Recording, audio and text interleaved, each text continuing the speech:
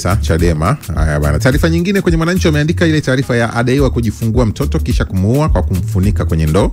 Naiona pia kwenye ukurasa wa pili wa Nipashe. Mahakama rufaa ya bariki Mchechu kulipwa bilioni 2.5. Ukurasa wa 4 pia unaweza ukaisoma taarifa hiyo kwa undani kabisa. Hii ni taarifa ambayo inaeleza kuwa mahakama ya rufaa imetupilia mbali rufani ya kampuni ya Mwananchi kupinga kumlipa aliyekuwa mkurugenzi mkuu wa shirika la nyumba la taifa NHC Nehemia Mchechu. Kwa hiyo atakula bilioni 2.5. Hiyo ni taarifa kutoka Nipashe. Lakini taarifa nyingine kwenye magazeti, nimeona Uhuru anasema Dr. Mpango awatwisha jukumu wa famasia nchini. Awataka waendelee kutoa elimu ya matumizi sahihi ya dawa kuisaidia jamii kutambua na kuepuka madhara. Asema kumekuwa na matumizi mabaya ya dawa kwa baadhi ya wananchi pasipo kushauriwa na daktari. Lakini pia makala aanika mazuri ilani mpya ya CCM. Tumepewa kwenye ukurasa wa 3 wa gazeti la Uhuru. Lakini pia Wizara ya Fedha kukusanya trilioni 50.1 mwaka 2025-2026. Kwenye Habari Leo wenyewe wamekuja na taarifa, wanasema serikali yavuka lengo ukuaji pato la taifa. TRA yavuka lengo makusanyo. Mwigulu atetea mikopo. Mfumo wa ghala la takwimu za fedha uchumi waja. Soma pia kwenye ukurasa wa 3 wa gazeti la Habari Leo. Sumaya amsifia Samia utulivu wa nchi na uwekezaji. Soma pia kwenye ukurasa wa 7. Mpango aonya kufuata mkumbo vurugu uchaguzi. Ukurasa wa 2 pia gazeti la Habari Leo wameweka taarifa hiyo kwa undani. Wawili wauawa wakidaiwa kuiba kondoo. Taarifa pia hii ipo kwenye kurasa za ndani za gazeti. Kondoo wamefanya Habari Leo. Lakini pia magazeti hayajaacha kuzungumza kuhusiana na Chopa. Ndio Nimeona hapa kwenye Nipashe wenyewe wameweka picha kubwa tu ya viongozi. Mwenyekiti wa chama cha ukombozi wa umma taifa Hashim Rungwe wa pili kulia, akiwa na makamu mwenyekiti Zanzibar Isa Abasi Huseni kulia, makamu mwenyekiti bara Devota Minja na katibu mkuu wa chama hicho Salum Mwalimu, baada ya kushuka kwenye helikopta kwa ajili ya kuhutubia katika kijiji cha Kamgesi wilayani Serengeti mkoani Mara jana, kabla kuendelea na ziara ya C4C katika maeneo ya Magumu na Musoma. Ile akidi jana kama imeanza kutimia au mimi ndo nimeona vibaya? Of course mwamko wananchi jana ulikuwa at least ulikuwa kidogo. Sasa hiki ni chama cha siasa, tukisikilize na tukitazame. Na nilisema mwanzo hapa nikasema kwamba siasa ni hamasa. Yaani mnajua mnapoanza katika kufanya harakati za kisiasa huwa inaanza katika level ya chini, lakini kadri mnavozungumzwa mnapokuja na mpango mzuri wa marketing, kukimarketing chama chenu, mnapopanga ajenda zenu vizuri, mwisho wa siku sasa wananchi huwa wanatamani kukifuatilia hiki chama.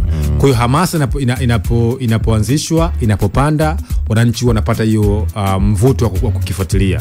Lakini vile nimeona, unajua kutumia Chopa nao ni mkakati wa watu kuja kuzunguka. Chopa ni kitu gani? Chopa ni nini? Of course kuna wengine wakasema kwamba kuna karne ya 21 wa Tanzania hawana tena ushamba bado kuna maeneo hawana tena ushamba wa kuja kushangaa Chopa. Unajua kuna maeneo wanataka waje hiyo. Lakini bado kuna watu ukitazama wanakuja kuangalia hiyo Chopa. Kwa hiyo mkakati wa Chauma kutumia Chopa, cha kwanza ni katika kuuza taswira ya chama. Na taswira ya chama mnapotaka kuiuza lazima mje na mikakati mipya kule mlipotoka. Na mimi binafsi nawapongeza hao watu ambao wametoka Chadema wameenda Chauma. Napenda hiyo ni mikakati mipya kwenye chama kingine. Unajua mnapokuja watu wengine kuna chama ambacho hawakuepo, tunatarajia tuone uzoefu mpya. Uzoefu mpya, mipango mipya, mbinu mipya. Kwa hiyo naiona Chauma ambayo sasa hivi ina mikakati ambayo sasa hii ni mikakati ambayo katika chama kinaweza kukua. Sasa baada ya hapo nafikiri wanatakiwa sasa waweze kuhamasisha makundi mbalimbali yenye ushawishi. Unajua kwa mfano Mtei unaweza kujiuliza kwa nini Chama cha Mapinduzi kinatumia wasanii? Kwa mfano ukiwa na wasanii unaweza kushawishi ajenda. Ukiwa na wasanii unaweza kuuza taswira ya chama. Ukiwa na wasanii sera zako na chama chako kitafika mbali zaidi. Kwa hiyo unapokuwa na wasanii, unapokuwa na kundi la wasomi, unapokuwa kundi la vijana, kundi la wanaharakati, hawa ni watu ambao wana nguvu kubwa kwenye mitandao ya nini ya kijamii. Unapotengeneza mkakati wa sera na ajenda zako, hawa wakizichukua zinafika mbali zaidi. Kwa binafsi na subiri kuna Chauma, mkakati wa Chopa ni mkakati wa kwanza. Mkakati gani wa kuja kuhamasisha makundi mbalimbali ya kisiasa kama vile ambavyo wanaofanya Chadema na wenzao CCM. Hawa ajenda zao zimekuwa zikienda mbali kwa sababu kuna makundi yenye ushawishi kwenye jamii wameweza kuyashika, wanayo, kwa mwisho wa siku zile ajenda zao zinafika mbali zaidi. Kwa hiyo kwa kweli hamasa yao sasa hivi imeweza kuongezeka. Sasa ili Chopa ambao walikuwa wamezuiwa kwamba vibali si vitu gani, tumeona kwamba wameweza kupata mafanikio zaidi. Magazeti pia yameandika kuhusiana na miongoni mwa waasisi wa Chauma. Eugene Kabendera. Tulikuwa naye hapa juzi. Tulikuwa naye juzi kati ndio. Tulikuwa tunajaribu kumuuliza unaenda wapi, asema mimi bado nipo nitafakari. Amejiunga na chama jana, Chadema. Huyu hapa. Ndugu wananchi, wanahabari, marafiki na wadau wote. Leo ni siku muhimu katika safari yangu ya kisiasa. Ni siku ya kutafakari, kuhitimisha sura moja na kuanza upya kwa matumaini mapya. Naanza kwa kutoa shukrani zangu za dhati kwa chama nilichokihudumia huko nyuma. Nashukuru kwa jukwaa walilonipa, imani walionionyesha na uzoefu ambao umeunda maisha yangu ya kisiasa. Ninawaheshimu wenzangu wa zamani na misingi tulioshirikiana nao. Hata hivyo, uongozi unahitaji uwazi wa maono na ujasiri wa kutenda kwa misingi. Kadri muda unavyokwenda, nimegundua kuwa mwelekeo wa chama changu cha awali hauendani tena na imani, maono na dhamira nilionayo kwa ajili ya taifa letu na wananchi ninaowapigania. Eugene Kabendera huyo. Miongoni mwa waasisi wa Chauma. Naye hapa kanasema hii pokea hii kwake kuielewa sana. Muasisi anatoka, wenzake wanausha Chopa. Muda wa kula yeye ameondoka. Lakini kama unakumbuka alisema hapa Bwana Kabendera kwamba yeye hataki vyo vya kupewa. Vya kupeana. Sika ujasiri hiyo. Muda kula unatoka nje. Yaani mambo huku yashaanza kuwa yaani mmetafuta chakula muda mrefu akipatikana. Tangu mwaka 2013. Umekuja Chopa wewe unatoka. Sasa hivi mnaweza kufanya mikutano 7 mpaka 20 kwa wakati mmoja. Ndio raha ya uhuru wa kwenye siasa. Ukiona ulichokuwa unakifikiria. Ndio maana mimi sijawahi kumblame mtu yoyote anayehama chama. Kabisa. Ni haki yake ya msingi. Wakati anajiunga pia hamkumlazimisha. Yeye ndo aliona hiki kinanifaa akaenda. Kwa hiyo akikaa akiona, kwa sababu kila mtu ana malengo yake. Mwingine anaenda pale kwa ajili ya kugombea hapa awe kiongozi. Akiona hii njia sasa hivi hainipeleki kwenye lengo langu na haya ni maisha, anaamua kwenda sehemu. Kwa hiyo usimlaumu mtu anayehama chama. Na huko mbele ya safari ni kuna natazama kwa mfano nafikiri kuna katiba mpya ya Warioba ya mwaka 2015, na hata nimeona hata wadau wengi wa demokrasia wanazungumza hiyo hoja na haja ya mgombea binafsi. Kwa sababu unajua kuna vyama ni mgombea ni huyu ni mmoja. Kwa mfano kuna ubunge, udiwani, hata nafasi za urais. Lakini sasa kuna watu wana sifa za kugombea nafasi za ubunge kwa mfano au udiwani. Lakini jukwaa, kwa sababu katiba yetu inasema kwamba sisi ni mfumo wa vyama vingi. Ukitaka kuwa kiongozi lazima upitie katika mamvuli wa chama. Sasa kumbuka, tunapoenda kwenye chujio la chama, leo hii kuna mtu ana sifa za kugombea nafasi ya ubunge lakini hatapata fursa. Lakini ana quality na ana uwezo na ana ushawishi wa kugombea. Sasa kinachotokea ni kwamba watu wanatafuta majukwaa mengine. Kwa nini kusona mgombea binafsi ambaye sasa anaweza kusimama mwenyewe kama independent candidate? Hisa mwisho wa siku kama anaweza kujipima, anaweza kushawishi umma, anaweza kupigia kura, awe kama mgombea binafsi. Na kwa nchi ambazo zina demokrasia ambayo imekomaa zaidi. Sawa Kwa mfano Marekani wao na nchi nyingi za Ulaya, Ujerumani wana hiyo sifa ya mgombea binafsi. Wanaita independent candidate. naona hata mwaka huu mtoto wa John F Kennedy JR alikuwa kama ni mgombea binafsi. Sasa hivi amepewa nafasi na Trump kama ni waziri wa afya katika serikali ya Marekani. Sasa wao kwa sababu kuna watu wengi, na hii ina faida gani? Mnaweza kuwa na viongozi wengi katika mfumo wa kisiasa. Kwa sababu lazima mfumo wa kisiasa Mtei uzalishe viongozi. Mfumo wa kisiasa ni mfumo umetengenezwa kwa lengo la kutengeneza talent ambazo zitakuwa zinaibua kwenye jamii na kuweza kuwahudumia wananchi.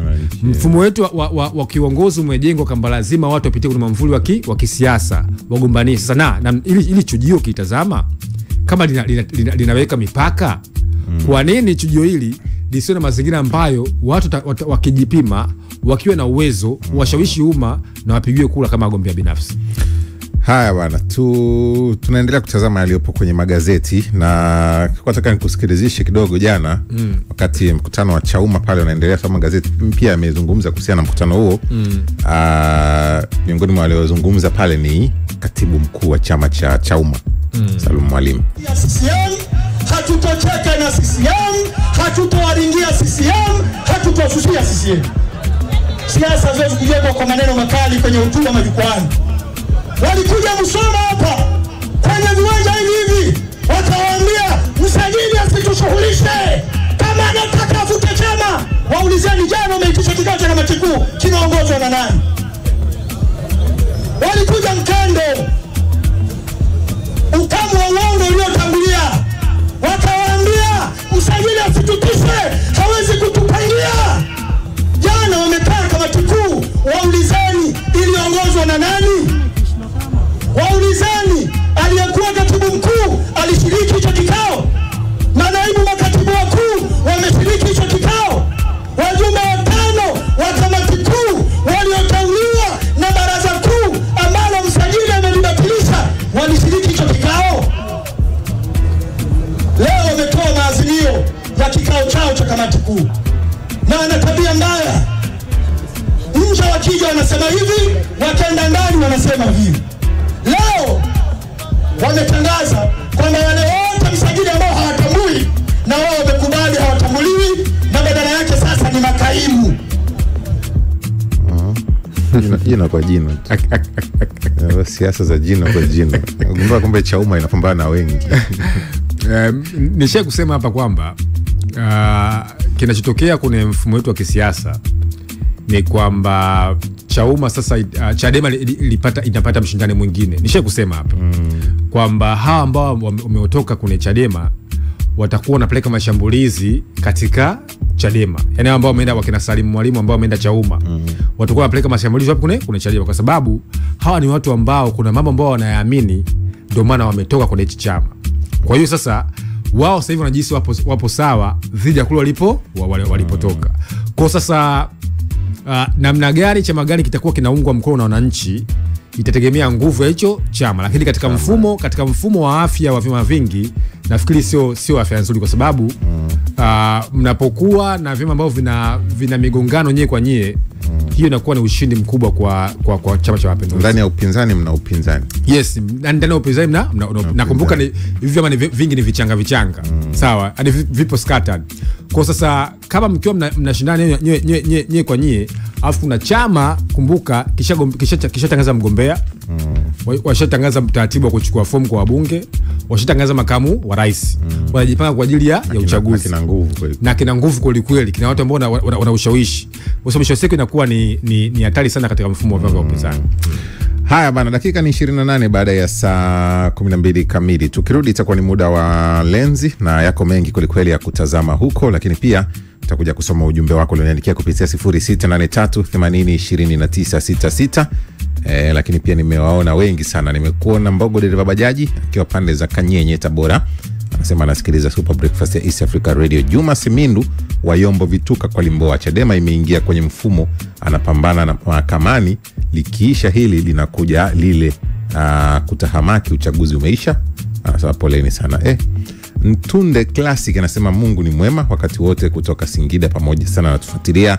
Godfrey Ngumba pia anasema kaka Mtei, mimi nilisikia mzee Kaila akiwataja Chadema, kwa hiyo kwa mlichokitaja kujitokeza jana ni majibu yake. Mzee Kaila ni nani? Godfrey Ngumba, ielezee vizuri tuweze kuifahamu. Najua kuna kitu ambacho najaribu kutieleza. Arnold Shirima anasema kumeanza kuchangamka. Haya bwana, tukurudi itakuwa ni muda wa Lenzi. Karibu sana. Mimi naitwa Zaudi Mte, yupo hapa Godfrey Mchungu, Abel Kilumbu, lakini pia John Lupokela na wengine wote ambao tunashiriki kuletea taarifa hizi mbalimbali. Usitoke. Baki hapo hapo. Tunalipa bill. Dakika 0 tu. Tunarudi. 90.5 East Africa Radio. East Africa Radio Tabora. Together tunawakilisha. This is East Africa Radio. Play only the best music. Hawa jamaa wamezuka boda. 88.1 Dar es Salaam. 99.0 Kampala, anytime, any day, keep it locked. 94.9 Nairobi. Yani kila kitu napata hapa. Nisikilize radio gani tena? Mimi ndio nishafika sasa. You're listening to only the best radio station. Radio station. East Africa Radio. Together tunawakilisha.